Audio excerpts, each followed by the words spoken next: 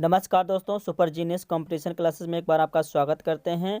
और आज आपके लिए लेकर आए हैं कुछ महत्वपूर्ण प्रश्न जिनको आज हम देखेंगे। तो चलिए शुरू करते हैं आज का वीडियो और देखते हैं पहला प्रश्न हमारा क्या है। दोस्तों पहला प्रश्न हमारा है कि मेक्सिको देश में भारत के अगले राजदूत के रूप में किसे नियुक्त किया गया है। प्रश्न है, मेक्सिको देश में भारत के अगले राजदूत के रूप में किसे नियुक्त किया गया है। Who was appointed as the next ambassador of India to the country of Mexico? आपके ऑप्शंस हैं पंकज शर्मा, बी वरुण गुप्ता, सी तरुण मेहरा, डी नरेश जैन। आपको इसका सही जवाब बताना है। दोस्तों इसका सही जवाब क्या होगा कि किसे अपॉइंटमेंट किया गया है राजदूत के रूप में भारत के लिए। तो आपको बता दें कि इसका सही जवाब है दोस्तों, इसका सही जवाब है पंकज शर्मा।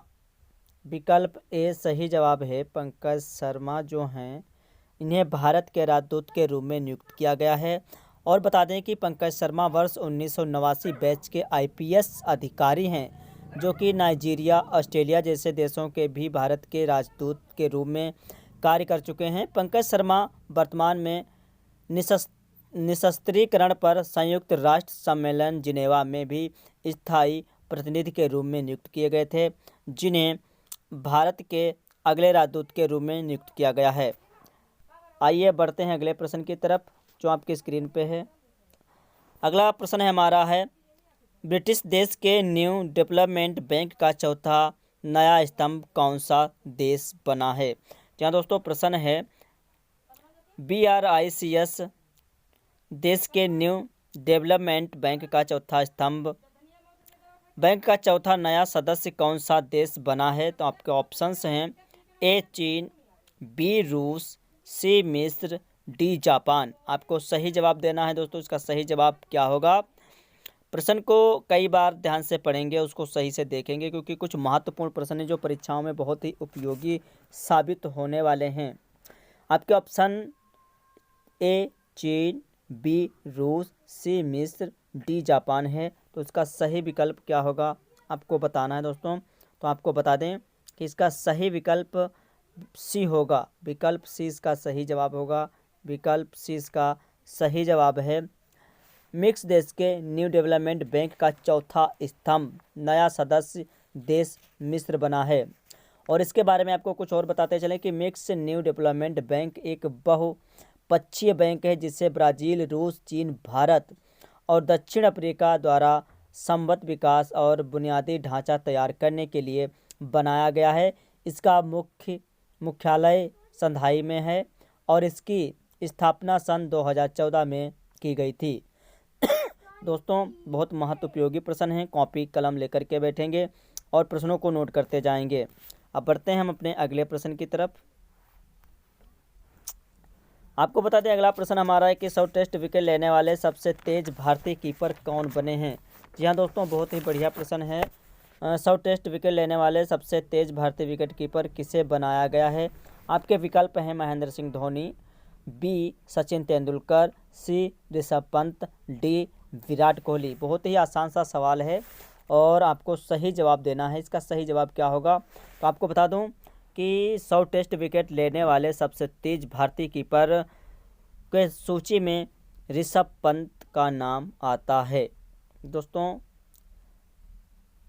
इसका ऋषभ पंत का नाम आता है। इसका विकल्प आपको बताते चलें, इसका सही जवाब है विकल्प सी ऋषभ पंत। ऋषभ पंत हैं जो उन्होंने सबसे ज़्यादा कम मैचों में विकेट लिए हैं। बता देते हैं, भारतीय wicket keeper Rishabh Pant 100 test में विकेट लेने वाले सबसे तेज भारतीय कीपर बने हैं। यह उपलब्धि उन्होंने 26वें टेस्ट मैच में ही हासिल कर ली है, जबकि दूसरे नंबर पर भारत के ही पूर्व कप्तान और विकेट कीपर महेंद्र सिंह धोनी थे, जिन्होंने यह मुकाम 36वें टेस्ट में हासिल किया था। तो आपको बता दें कि ऋषभ पंत ने सबसे पहले 100 विकेट अब हासिल किए हैं। आइए बढ़ते हैं अगले प्रश्न की तरफ। अगला प्रश्न है हमारा, भारतीय तट रक्षक बल के प्रमुख के रूप में किसे नियुक्त किया गया है? प्रश्न है who was appointment as the chief in Indian Coast Guard. आपके ऑप्शंस हैं B S Pathania, B option है एस के महाजन, सी है आर के शुक्ला और आपका डी ऑप्शन है इनमें से कोई नहीं। आपके ऑप्शंस आपके स्क्रीन पे हैं। आपको बता दें कि इनमें का सही जवाब क्या होगा। भारतीय तटस्थ बल के प्रमुख के रूप में किसे नियुक्त किया गया है? तो आपको बता दें इसका सही जवाब है बी एस कठारिया। बी एस कठानिया जो हैं इसके बल के प्रमुख रूप तटस्थ बल के प्रमुख के रूप में नियुक्त किए गए हैं और विकल्प ए सही जवाब इसका होगा। और इसके बारे में आपको थोड़ा और बताते दें कि बी एस कठारिया को भारतीय तटरक्षक बल का 24वां प्रमुख नियुक्त किया गया है। दोस्तों सबसे महत्वपूर्ण बात यह है कि इनका जो ये 24वें संरक्षक के रूप में नियुक्त किए गए हैं। और बढ़ते हैं अगले प्रश्न की तरफ। कोलकाता पुलिस के नए आयुक्त के रूप में किसे नियुक्त किया गया है? प्रश्न है हमारा कोलकाता पुलिस बल के नए आयुक्त के रूप में किसे नियुक्त किया गया है? आपके विकल्प आपके स्क्रीन पे हैं मुकुल देवराय, विनीत कुमार गोयल, दिवेश प्रसाद जैन या इनमें से कोई नहीं। आपको सही जवाब बताना है कि कोलकाता पुलिस के नए आयुक्त के रूप में किसे नियुक्त किया गया है। तो आपको बता दें इसका सही जवाब क्या होगा। इसका सही जवाब है विनीत कुमार गोयल। इसका सही जवाब है विकल्प बी। विकल्प बी इसका सही जवाब है। विनीत गोयल को नए आयुक्त के रूप में नियुक्त किया गया है। आपको और बता दें कि कोलकाता पुलिस के नए आयुक्त के रूप में विनीत कुमार गोयल को नियुक्त किया गया है। विनीत कुमार गोयल कोलकाता पुलिस के पूर्व आयुक्त राजीव कुमार की जगह लेंगे। हाँ दोस्तों, राजीव कुमार इससे पहले यहाँ के पुलिस के नए आयुक्त के रूप में नियुक्त किए गए थे, लेकिन उनके बाद में विनीत कुमार गोयल को यहाँ का पुलिस बल का नया आयुक्त नियुक्त किया गया है। अब बढ़ते हैं अगले प्रश्न की तरफ। अगला प्रश्न हमारा है तमिलनाडु राज्य क्रिकेट संघ के अध्यक्ष पद से किसने इस्तीफा दिया है? जी हाँ दोस्तों, हाल ही में तमिलनाडु क्रिकेट संघ के अध्यक्ष पद से किसने इस्तीफा दिया है? आपके ऑप्शंस हैं विकल्प ए मालिनी शुक्ला, बी निशा देवराय, सी रूपा गुरुनाथ और डी इनमें से कोई नहीं। आपको इनमें से सही जवाब बताना है। तो बता दें आपको कि इसका सही जवाब क्या होगा। आपको बताते चलें कि इसका सही जवाब होगा रूपा गुरुनाथ। इसका सही जवाब होगा रूपा गुरुनाथ। विकल्प सी सही जवाब होगा। अगले प्रश्न की तरफ बढ़ेंगे उससे पहले बता दें कि रूपा गुरुनाथ ने 2020 में तमिलनाडु क्रिकेट संघ अध्यक्ष के रूप में पदभार संभाला था, जिन्होंने अब इस्तीफा दे दिया है। अगले प्रश्न की तरफ बढ़ेंगे। अगला प्रश्न हमारा है रेलवे बोर्ड के नए चेयरमैन और सीईओ पद पर किसे नियुक्त किया गया है? हमारा प्रश्न है कि रेलवे बोर्ड के नए चेयरमैन और सीईओ पद पर किसे नियुक्त किया गया। आपके विकल्प हैं बाबू देव नारायण, बी नरेश मेहता, सी विनय कुमार त्रिपाठी और डी इनमें से कोई नहीं। हमारे प्रश्नों को सही से पढ़ेंगे और कापी कलम लेकर के बैठेंगे ताकि आपको कोई भी परेशानी ना हो।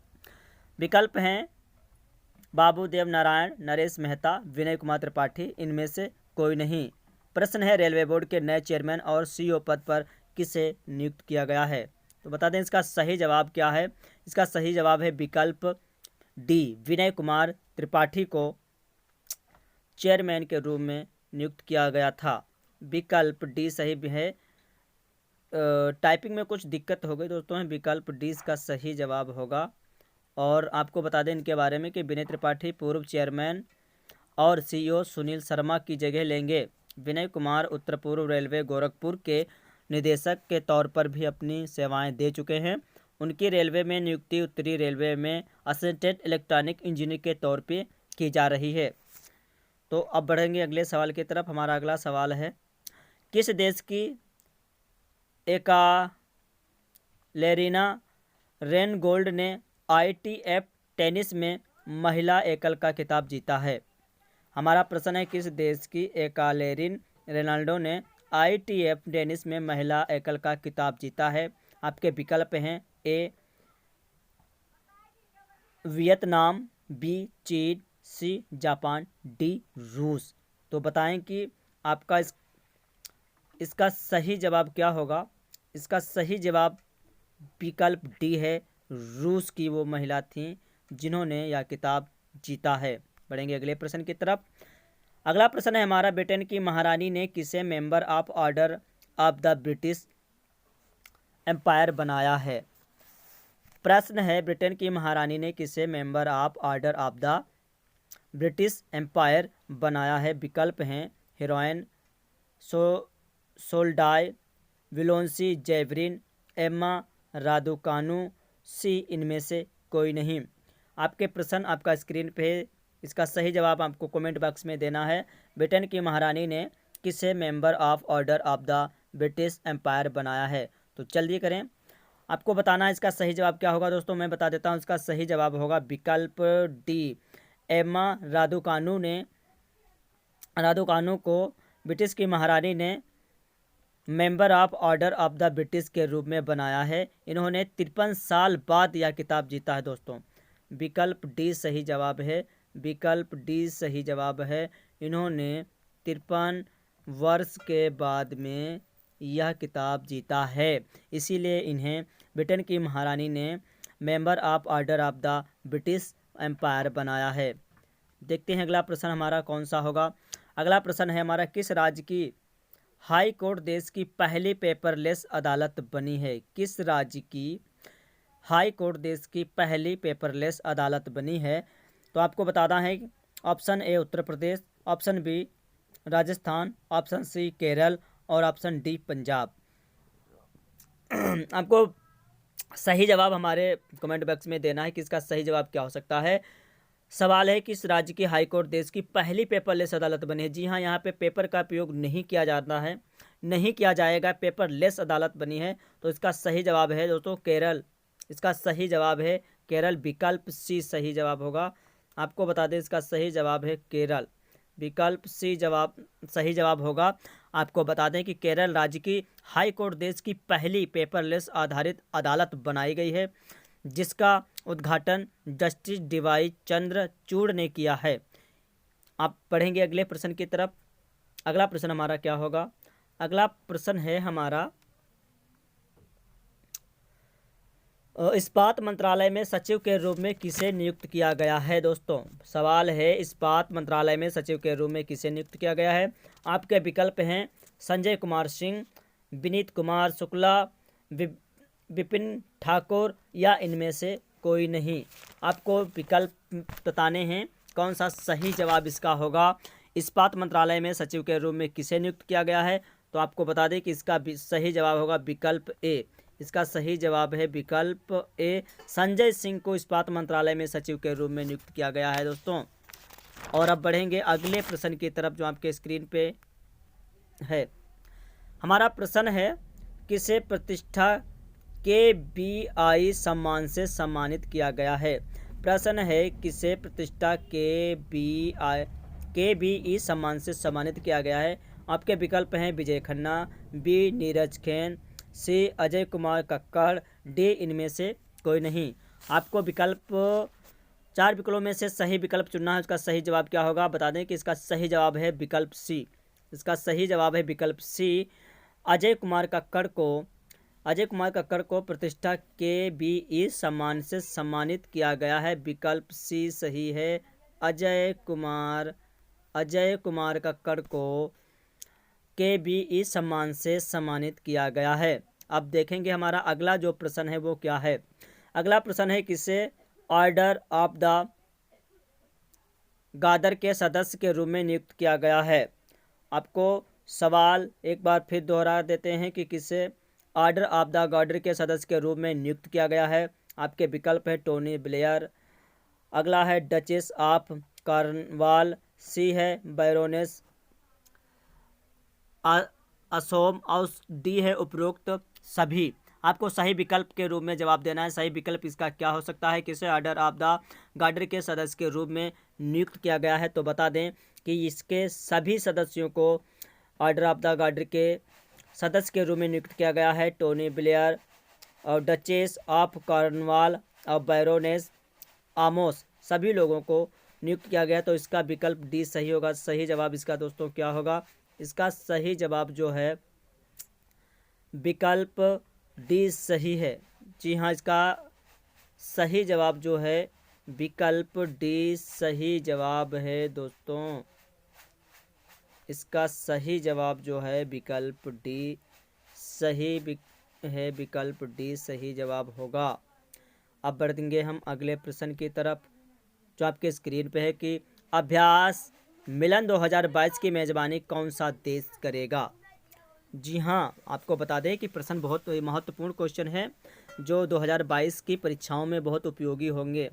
आपको बता दें कि अभ्यास मिलन 2022 की मेज़बानी कौन सा देश करेगा? आपके विकल्प दिए गए हैं। विकल्प ए रूस, विकल्प बी फ्रांस, विकल्प सी जापान या विकल्प डी भारत।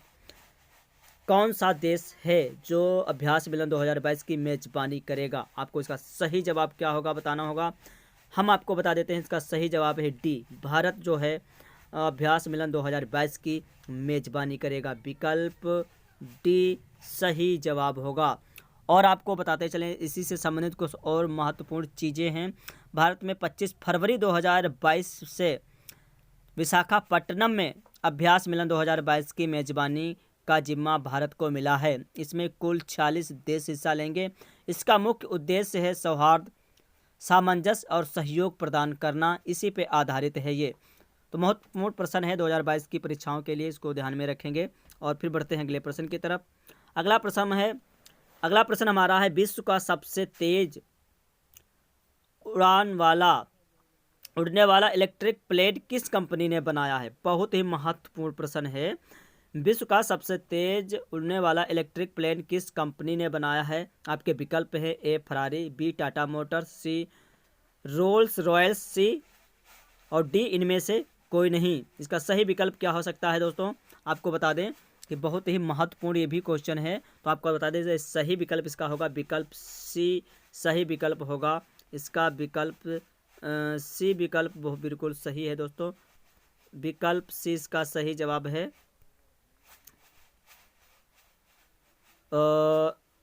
रोल्स रॉयल्स ने विश्व का सबसे तेज उड़ने वाला इलेक्ट्रिक प्लेन तैयार किया है। जी हाँ, बढ़ेंगे अगले प्रश्न की तरफ। अगला प्रश्न हमारा क्या है? अगला प्रश्न है किस शहर में वाटर टैक्सी सर्विस शुरू की गई है? जी हाँ, ये भी बहुत महत्वपूर्ण प्रश्न है।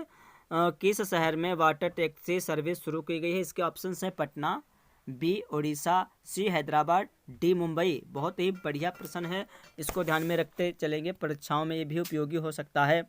आपको सही जवाब देना है तो बता दें इसका सही जवाब है विकल्प डी। सही जवाब है विकल्प डी। मुंबई शहर में वाटर टैक्सी सर्विस शुरू की गई है। और बता दें कि भारत के मुंबई में ये जनवरी 2022 से वाटर टैक्सी सर्विस शुरू की गई है। इसकी शुरुआत 2021 में ही करनी थी, लेकिन कोविड के कारण इसकी शुरुआत 2022 में की गई है, जिसका संचालन मुंबई से नई मुंबई के बीच में किया जाना है। और अगले प्रश्न की तरफ देखेंगे। अगला प्रश्न हमारा क्या हो सकता है? अगला प्रश्न की तरफ जाएंगे। अगला प्रश्न है यूको बैंक के नए एमडी और सीईओ के रूप में किसे नियुक्त किया गया है? प्रश्न एक बार दोबारा देखेंगे कि यूको बैंक के नए एमडी और सीईओ के रूप में किसे नियुक्त किया गया है? आपके ऑप्शंस हैं सुभाष सिन्हा मान, बी नीरज पाल, सी सोमाशंकर प्रसाद, डी इनमें से कोई नहीं। बहुत ही महत्वपूर्ण ये भी प्रश्न है, इसको देखेंगे कि यूको बैंक के नए एमडी के रूप में किसे नियुक्त किया गया। इसका जवाब क्या हो सकता है? तो इसका जवाब भी है विकल्प सी है सोमनाथ प्रसाद जी को यूको बैंक के नए एमडी और सीईओ के रूप में नियुक्त किया गया है। विकल्प सी सही जवाब होगा। विकल्प सी इसका सही जवाब है। आपको बता दें कि सोमनाथ शंकर प्रसाद 1885 बैच के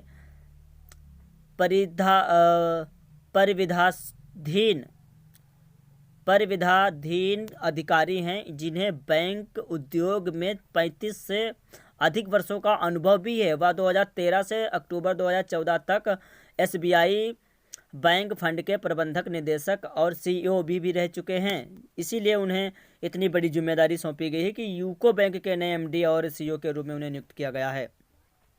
उनके अनुभव और उनके कैरियर को देखते हुए उन्हें इतनी बड़ी जिम्मेदारी सौंपी गई है। पढ़ेंगे अगले प्रश्न की तरफ जो हमारा आपके स्क्रीन पे होगा। बहुत बढ़िया क्वेश्चन ये भी है। प्रश्न है ओएनजीसी की पहली महिला सीएमडी के रूप में किसे नियुक्त किया गया है?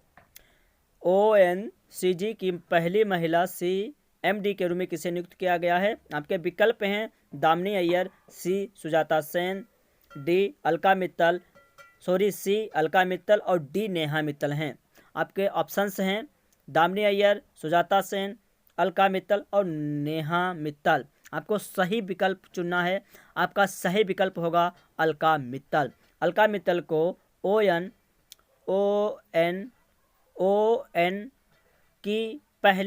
ओएनजीसी की पहली महिला सीएमडी के रूप में नियुक्त किया गया है। अब देखेंगे अगला प्रश्न हमारा क्या है। अगला प्रश्न हमारा कौन सा है आपको देखना है और इसका सही जवाब क्या होगा आपको बताना होगा। बता दें, रोटोमैक्स कंपनी के मालिक कौन थे जिनका 72 साल की आयु में निधन हो गया? जी हाँ, आपके विकल्प हैं तरुण थरूर, चरणजीत देसाई, प्रवीण देसाई, विक्रम कोठारी। आपका प्रश्न है रोटोमैक एक कंपनी है जिसके मालिक कौन थे और इनका 73 वर्ष की आयु में निधन हुआ है? तरुण थरूर थे या चरणजीत देसाई थे या प्रवीण देसाई या विक्रम कोठारी हैं? आपको बता दें कि इसका जो सही जवाब है वह है विक्रम कोठारी। विकल्प डी सही जवाब, बिल्कुल डी विकल्प सही जवाब है।